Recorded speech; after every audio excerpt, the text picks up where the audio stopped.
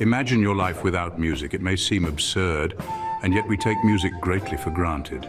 In my era, the late Renaissance, music was more of a rarity than it is today, and instrumental music was even more sparse. Going to the theatre was an opportunity to be entertained not only by words and wit, but by song, music, and dance as well. Let's pause for a moment and consider the significance of music in theatrical work.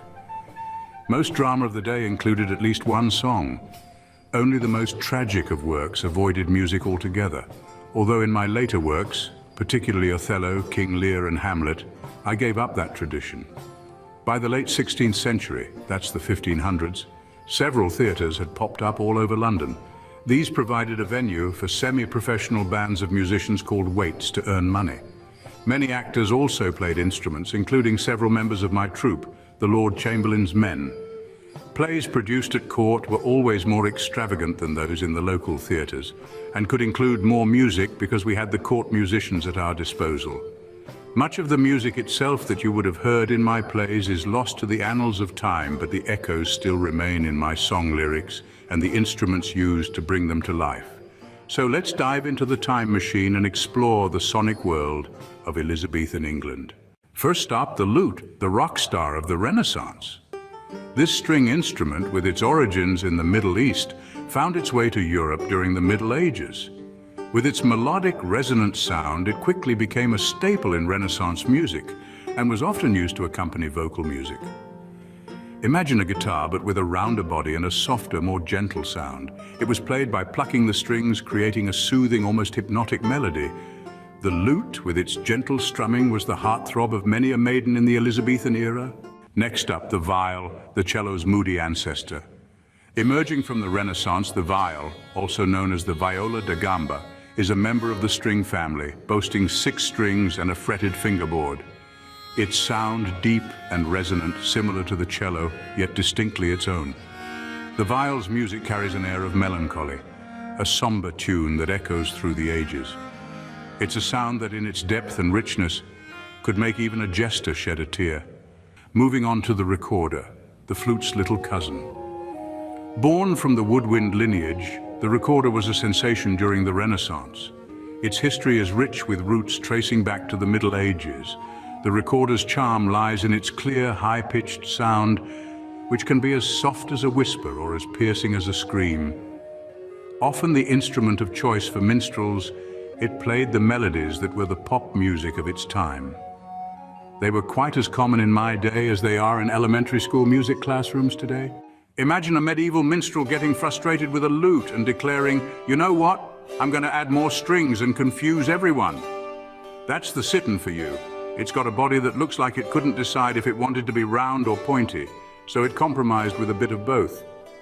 The citin's strings are made of metal, giving it a bright, cheerful sound that is more closely related to the modern banjo than the guitar. A related instrument that could play lower notes was the bandora, a kind of bass citin. Ah, the pipe and tabor, a whimsical duo. The pipe, a slender and dainty thing, resembles a twig that decided to take up music. Its shrill voice can pierce through the air like an excited squirrel on a sunny morning, charming listeners with its high-pitched tunes. The tabor is a drum that likes to be carried around with thumps and booms to complement the pipe's trills and warbles. William Kemp, one of the more famous members of my troupe, the Lord Chamberlain's Men, once danced from London to Norwich, France, accompanied by the pipe and tabor. Moving on to the cornet, the trumpet's sibling, and not to be confused with the modern cornet, which more closely resembles its brassy brother. The Renaissance cornet came in several varieties, including a muted variant covered in leather that was lauded for its soft, mellow sound. From the bustling streets of Venice to the grand halls of London, the cornet serenaded listeners. It could be curved or straight, and was usually played like a trumpet. Yet its voice was distinctly its own. And now the shawm.